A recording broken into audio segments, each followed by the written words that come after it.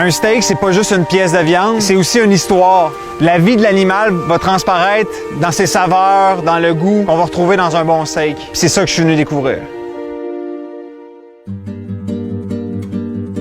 Je suis en campagne de Melbourne, à peu près à 2 heures dans les montagnes, où est-ce que 3 éleveurs m'ont donné rendez-vous dans leur ferme. Première ferme que je suis allé visiter, c'est la ferme de Alan. Alan élève des Galloway ceinturés.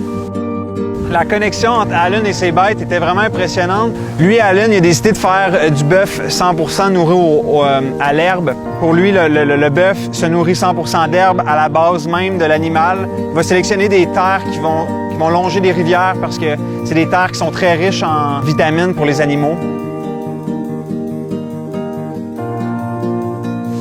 On se promenait à travers les routes qui sillonnent la ville d'Alexandra. Il y a un fermier qui est venu nous voir et il nous a parlé de son élevage, de ses bœufs qu'il avait. Il nous a invités chez eux, il nous a invités à venir voir son ranch.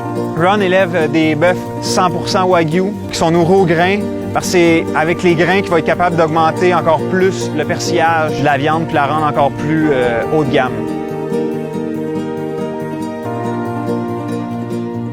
Depuis le début, à travers le festival, à travers les boucheries, on se fait beaucoup parler de David Blackmore, qui a l'air d'être une espèce de légende ici. C'est le gars qui élève les meilleurs bœufs en Australie.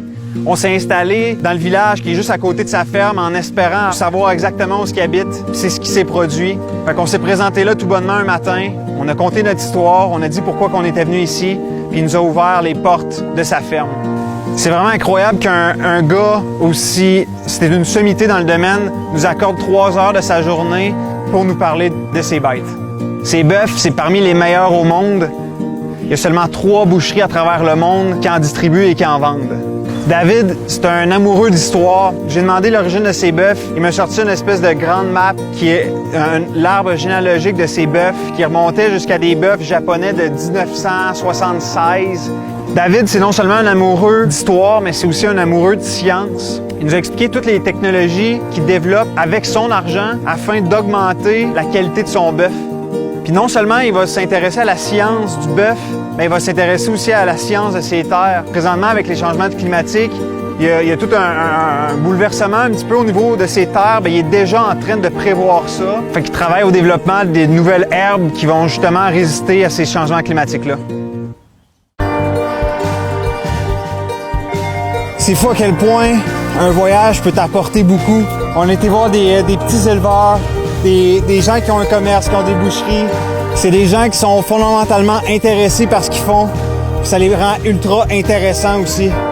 J'ai vu à travers les yeux des bouchers, à travers les yeux des éleveurs, une flamme qui les anime, une flamme qui leur donne la passion pour la viande, pour leur métier, puis leur sacrifice qu'ils font chaque jour. Bien, cette flamme-là, je la ramène chez nous.